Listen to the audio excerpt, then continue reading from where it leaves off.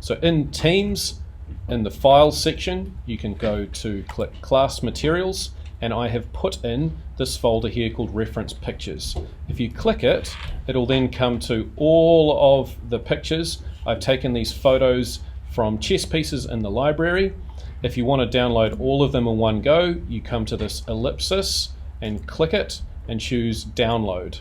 You should see a pop-up and it'll say Downloading, and then once it's finished it'll say Downloaded to OneDrive. Here in the Finder, this is my Downloads folder, and this is a zip file, .zip on the end. I can double click it and it will unzip, and it's now, this blue folder says Reference Pictures. It's a good idea to put that somewhere other than Downloads. So I have a folder that I put all of my tutorials in, and I've got a shortcut to it, Chess Piece Beginner, and so in here is where my stuff is going to go. One little trick that you might find helpful is to make a new smart window. Smart window. So what I'm going to do is to go from Downloads, my reference pictures, and I'm going to drag it across. So I now have an organized folder called Chess Piece for Beginner. So this is my tutorial folder. I've got text documents all ready to go for my video. This is where my models are going to go. It's empty at the moment.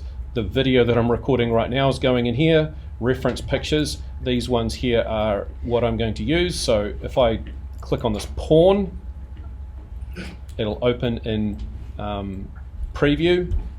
So there's one pawn. That one might be used as a reference image. This one here I think is a little bit better.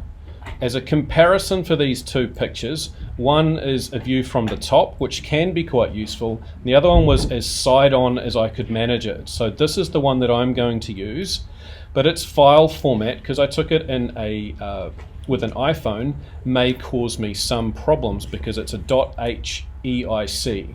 I don't think they can go straight into Blender. A quick way around that is just to screenshot it. So there I go, there's a screenshot. There's a nice little picture, and then I can go done. That'll be sitting on my desktop that I can go and use. I'll move that in a moment. So if I go from this one here, that's my Chess Piece Beginner, my reference pictures. The other folder, hopefully I didn't close it, on my desktop, be a screen cap. Date modified today, it's that one there because I just took it. Pop it into my reference pictures. So in Blender, I'm just going to close all of these windows because I don't want to use up more memory than is necessary. In Blender, my middle mouse clicking and moving around, I'm going to turn on my screencast keys. You won't have this, so don't look for it. I turn it off and on, and then it comes back again. There we go. The red writing on the side. I'm going to click on the cube, push X, and choose Delete. I want to draw your attention to the writing up in the top left screen. It says User Perspective. So what I'm going to do is I'm going to click on this little red X, and the writing now says Right Orthographic. If I was to bring back this cube, essentially you can't see the back, but if I went to wireframe, you still can't see the back. Normally, when we use our vision, if I just tilt the camera slightly, maybe go to wireframe, things that are further away are smaller. So that's the back side there, and it gets smaller because it's in perspective view. When modeling, it's often really, really useful to go into orthographic view. What's happening here is the further away you go, it doesn't get smaller. That's not how our eyes see, but it's also very helpful for our modeling purposes. So I'm going to delete that part. I'm going to insert a reference image. There's two ways to do it. I'll show you my favorite. So I'm going to go Shift A to add. That brings up the add menu. I'm going to come down to empty. There are various kinds of empties. I move my mouse across to the right and down to image, and I'm going to click that. Now this orange line is essentially going to hold a picture, but it's pointing to the sky. So down here where it says add empty, I'm going to change align world to align view, and it's now pointing at me. So that's where my picture is going to be. I want to make it bigger, so I'm going to push S to scale. Make sure your mouse is off to the side. S. Can you see the little black dotted line and the arrows? If I move away, that reference picture is going to get bigger, and I'm going to click. Now that is essentially making my reference picture bigger. I'm now going to insert the picture in this frame that holds it. So on the right hand side over here, I want to look at the green button where it says Object Data Properties. At the moment it's display as image, but I need to actually open that image. So I click open, and then I have to go and navigate to where I have saved it. So I've got a reference here, so chess piece beginner. That screenshot should be in my reference pictures. If I can move it from there, there we go. Get it in the right place. It's not moving. That's going to bug me, so I'm going to fix that. Don't leave things in the wrong place. Chess piece beginner. That one needs to go in there. Keep things tidy, keep things organized. So I'll come back, open, then I'm chess piece beginner, reference pictures, and then screenshot. It's not showing any others in there because the file format won't go into Blender. So I'm going to open that image, and hey presto, I've got a photo sitting there ready for me to use to model from. The first thing I'm going to do is I'm going to move it back a little bit because I'm going to be modeling right there, so I'm going to push G for grab, and that can let me grab it and move it in any direction. But I want to go in the red line direction. So I push X, and that means I can only go backwards and forwards along the X. So I will just left click and it will drop in position. This little thing here, this red and white circle, is called the 3D cursor. So that is where any object I insert will begin. So if I click on that, I'm going to start by modeling the shape that's the hardest part to do by myself, and that is the sphere at the top. So I want to insert, I'm going to grab that picture and just line it up here because it's going to make my life a bit easier, because the sphere that inserts will line up with my reference picture. So I'm going to go Shift A, up to mesh, and I'm going to insert not circle but UV sphere. So I'll click that, and you'll see from the previous view I was in wireframe, I'll go to solid. I'm going to scale that. Do I want bigger or smaller? Cool, smaller. So S, and then I move in. Now it's slightly see-through. If I don't want it see-through, I click this button up the top right here, says toggle X-ray. And so that's my sphere that I'm starting with. Now you can move it around by pushing G, and then when it's in the position you want, you can left click and drop it. At the moment, I've just inserted an object. I need to edit that object, so I click this and go to edit mode. Or I can just push, with it highlighted, push tab on my keyboard. For this, I would like it to be slightly see-through, or actually very see-through. If we look at the bottom here, it looks like the bottom stuff down here I don't need. So I'm going to highlight that stuff. What key do I push to delete? Windows Z. Not Windows Z, that's undo. X, and I'm going to delete these vertices. So essentially what I've got is I've got a big sphere and I've chopped the bottom off. So if you have a look at that, that's the top of my my chess piece. I'm going to change to edge select because I want to select this edge all the way around the bottom. Now if you're on a Mac, you're going to hold down Option and click. My shortcut keys down here say Alt because whoever wrote this plugin wrote it for a PC, but essentially on a Mac it's Alt, but on a PC, a Mac it's Option, but on a PC it's Alt. I'm going to start making this larger. I'm going to push E for extrude, and I start extruding and making an extra piece. But I don't want it to go strangely sideways, so if I push Z, that forces it to go up and down. And so I'm just going to click to there. The next one that I'm going to do, I'm going to go E, constrain it to the Z axis by pushing Z, and then come to this point and then go click. I've sort of ignored the shoulder part. I'll do that in a moment. I'm going to go E to extrude, come down, probably to about there, but again I don't want to go sideways, so I'm pushing Z to constrain it. I'm going to revisit this top part and put this bulge in. I'm going to use a tool called Loop Cut. Control and R, and when I put my mouse on this line, it's asking, do I want to cut around there? If I put it up here, it's going to ask, do I want to cut that way? I want to cut around. With my mouse wheel, I'm going to scroll 1, 2, 3 clicks, or three movements. I'm going to click, and that's confirmed. That's where I want to cut. If I move my mouse up and down, it's asking, where do I want to place it? If I want it in the middle and I've accidentally moved it, I can just right click and it goes back to the middle. I'm going to change to face select now. I want to get this middle face, and if I hover over one of these vertical lines, holding down Option and click, then I get the whole, all of this, I guess, circular band around it, all the way around. And if I was to scale that one alone, scale it, you'll see it sort of pops out. But that isn't quite what I'm after. You see it's not quite round enough. So what I'm going to do is I'm going to tell it not only to scale that, it's going to scale a little bit above and a little bit below. To do that, I'm going to turn proportional editing on. So up the top here, you'll notice some buttons change. I'm going to push the letter O, and you'll notice that button there is changing from blue to grey. So proportional editing is on.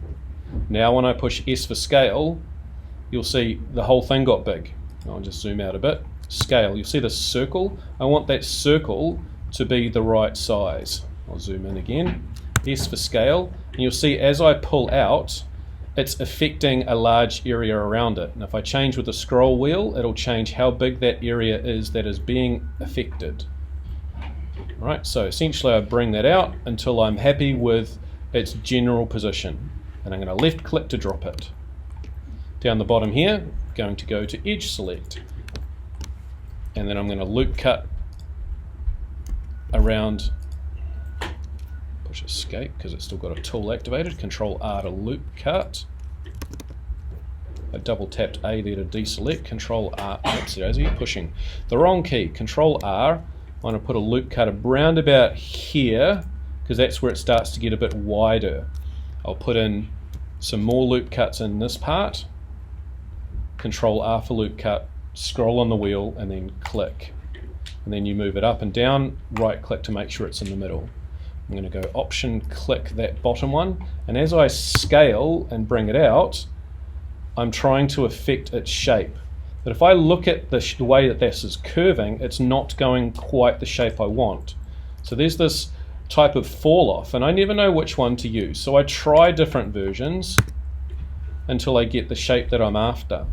So sharp seems to be getting me generally the result I want. And that is essentially, I've extruded and scaled and made things larger. Coming back to the front, E to extrude, pull down. How do I constrain it? Which letter am I pushing? Z, because that's the up and down, cool. So I'm going to come down to about here, click, loop cut, Control R, got a different keyboard so I'm not used to it, about there, and then again Control R and a bunch of cuts in this point. I'll Option click the bottom one, and I'm going to scale this out, and then scrolling on my mouse wheel to get it the shape that I want. I may have to scale it a few times, and then I'll go extrude all the way to the bottom, pushing Z to lock it in, and then maybe a couple more loop cuts. Control R if you're wanting to get a few more other parts that are a bit bigger. Option click, scale, bring that out. Cool, so essentially I've got a chess piece. If I go and have a look at that, one of my issues is there's a whole lot of faces. It looks like a disco ball. So what we're going to do is use a built-in function that rounds it. So this little icon on the side that looks like a spanner or a wrench, depending on where you come from, you click that. Those are modifiers. I'm going to add in one called Subdivision Surface. When I click it, you'll see it's gone and made what was 1 square into 4. Over here I'm going to increase the levels until it goes flat. It does tend to lose some detail. I want to make sure that these two are both the same, these numbers. So if I make it a little bit wider, levels in the viewport, levels in the final render.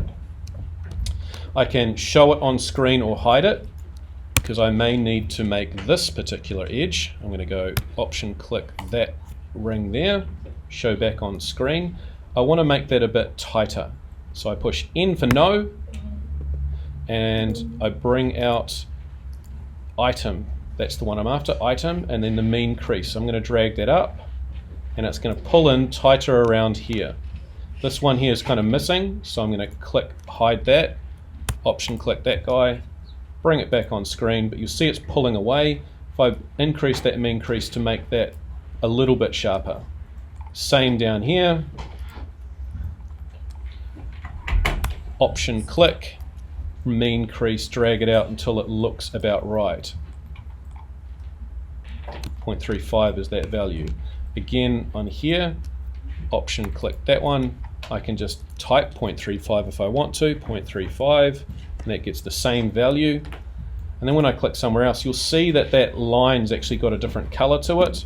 You can sharpen up this edge if you wanted to, all the way. I wouldn't recommend all the way, it's going to look a little bit sharp, maybe for a kings and queens or something later on. Again, Option click and increase that mean crease. This bottom part, I haven't actually built the bottom. Option click that one, E scale, and then F to fill. I'm going to Option click that one around the outside. You'll see it's very round, and I'll bring that all the way out. So that is our main shaping that's done. There are lots of different ways to add color. For now, I'm just going to go for a black plastic. So if I click this icon down here that says, if you hover over it, material properties, and I'm also going to change to shading up the top here and go to shading. So I'm going to essentially try to make this look like plastic. So in this area I'm going to go new, so this is making a new material slot, and it's given it a rather unoriginal name, material.001. I'll double click that and type chess plastic black. Now this piece of chess starts off, it's got a whole lot of information in here. The base color is the most important bit. If I want to change that, excuse me, change the zoom a little bit. I could make my chess piece red or green or blue, whatever color I like. If these values are all the same, then it's 100% white. You'll see on that scale there. I'm going to bring it down towards black. It's got some shine on it. If I want to increase the shininess, I have to decrease the roughness. So that makes it nice and shiny. And it just so happens to be in a pre-made world with this lighting. You see this little shiny ball down there? So this is under material preview mode. For us to do some finished renders, it's a good idea to have a look under rendered mode. It looks a bit black, but I'm going to insert a simple backdrop. Tab to edit mode, Shift A, add in probably something like a circle, GZ to bring it down, tab to edit mode, ES, get the outside one, Option click that, ES scale that out, do it again, ES scale out, GZ bring it up, and Option click this guy, and then I'm going to bevel this bit, Control B. And then when I move my mouse away and then scroll, I put in a whole bunch of little marks there. So it stops it being a really sharp looking edge. If you look really closely, you can see some lines. If I right click and go shade smooth, that they all disappear. And then I can look through the camera. There is my finished chess piece. It's not exactly centered where I want it to be. So if I push the letter N, go to view, tick camera to view, the outside of that camera went red, so I can just change my view to there, zoom in if I want to, so it's centered in the frame. push N, untick that camera to view, and essentially I've made it, and I've got one light already built into my scene. I'm going to go render image. I don't know exactly how long it's going to take, but you'll see down the bottom there, that went in 2 seconds because of the render engine that I have chosen. Over here we have the render engine, so that's Eevee. That's a very fast engine, but it's not as good, to be honest, as Cycles render engine. So if I change that to Cycles and then hit render image, you'll see that it does it one little section at a time. You'll see the amount of time it's taken so far and the remaining time. I'll speed this up in the video later.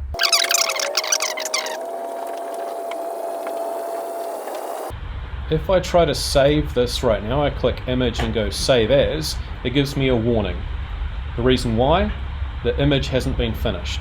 It's nearly finished. If I do it again now, image, save as, I can now save it because the image is finished. So I go save as, and then go to chess piece beginner, and then I have a folder already set up for, no I don't, renders. Let's make one. So there's my renders, I can pop that in there. So that one is not going to be called untitled, that's going to be Pawn Cycles, so let's CLS 01. I'm going to save as image. One thing that I quite like is that I can have a second memory slot. I can go to slot 2, go back to this, change the engine back to Eevee and do a comparison. Render image, that'll take 2 seconds like it did before, and if I go back and forth between slot 2 and slot 1, you can see a slight difference here. So the light's bounced off the white and you can see that it's more accurate lighting. Slot 1, slot 2, slot 1, slot 2. So you have to ask yourself, is that extra time worth it? 2 seconds versus 1 minute. In some circumstances it is, because ultra high resolution is what you're after. I hope this tutorial is really useful to get you going on the basics.